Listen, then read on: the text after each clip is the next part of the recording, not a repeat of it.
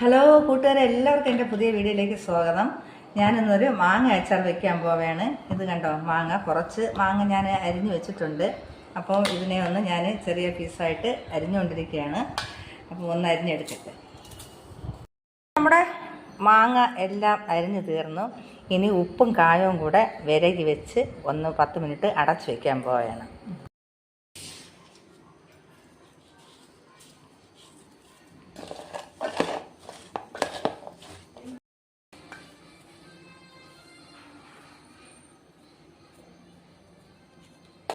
അപ്പോൾ അങ്ങനെ ഉപ്പും കായപ്പൊടിയും കൂടെ വിരയി വെച്ചിട്ടുണ്ട്. ഇനി 10 മിനിറ്റ് അടച്ചു വെക്കാൻ പോകുന്നു.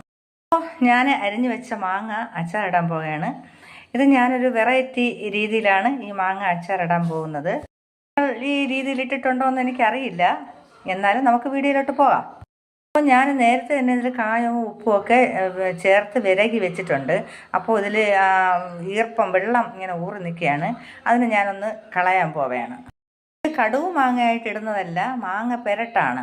അപ്പോൾ ഇനി ഓരോരോ ചേരുവകൾ ഇതിൽ ഞാൻ ചേർക്കാൻ പോവുകയാണ്. അപ്പോൾ ഇതിൽ ചേർക്കുന്ന ഓരോ ചേരുവകളും പച്ചയ്ക്കാണ് ചേർക്കുന്നത്. ഈ രീതിയിൽ ഈ മാങ്ങ ഉണ്ടാക്കാൻ കാരണം എൻ്റെ സഹോദരൻ ഗൾഫിൽ ഇരിക്കുകയാണ്. അപ്പോൾ കൊടുത്തയക്കാൻ വേണ്ടിയാണ് ഞാൻ ഈ രീതിയിൽ ഈ മാങ്ങ ഉണ്ടാക്കുന്നത്. വിരകിയപ്പോൾ തന്നെ കുറച്ച് കായം ഇട്ടു. അത് ഊറ്റിക്കളഞ്ഞപ്പോൾ അതിൻ്റെ കുറച്ച് ഭാഗവും പൊയ്ക്കാണു. അതുകൊണ്ട് കുറച്ചുകൂടെ കായം ഞാൻ ഇതിൽ ഇടുകയാണ് ആദ്യം. അടുത്ത് കുറച്ചുകൂടെ ഉപ്പിടുകയാണ്.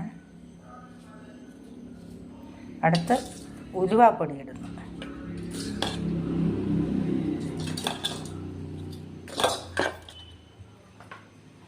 ഞാനിതിലോട്ട് ഉപ്പ് ചേർത്തു, കായം ചേർത്തു, ഉലുവാപ്പൊടി ചേർത്തു. ഇനി ഞാനിതിലോട്ട് 5 സ്പൂൺ മുളക് പൊടി ഇടുന്നു.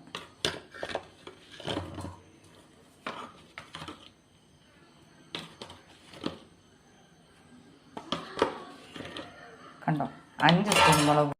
അപ്പോൾ നമുക്കിനി ഇളക്കി ഒന്ന് യോജിപ്പിക്കാം. അപ്പോൾ മുളക് പൊടി കളർ കുറവാണെങ്കിൽ കുറച്ചുകൂടെ ചേർക്കാം.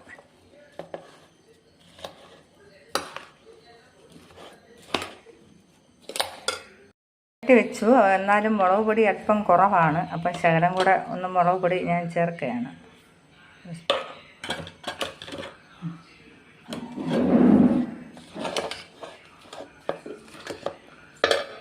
അടുത്ത് ഞാൻ ചെയ്യാൻ പോകുന്നത് ചീനിച്ചട്ടി, ഇരുമ്പ് ചീനിച്ചട്ടി അടുപ്പത്ത് വെച്ചു, ഗ്യാസ് കത്തിച്ചു. ഇനി കടുക് താളിക്കാൻ പോവുകയാണ്. അപ്പോൾ ചീനിച്ചട്ടി നല്ലവണ്ണം ചൂടായി. അതിലോട്ട് എണ്ണ ഒഴിക്കാൻ പോകണം. സൺഫ്ലവർ എണ്ണ തന്നെ ഇതിൽ എടുത്തിട്ടുള്ളത്. എണ്ണ അല്പം കൂടുതൽ വേണം, എന്നാലേ നന്നായിട്ടിരിക്കുകയുള്ളൂ.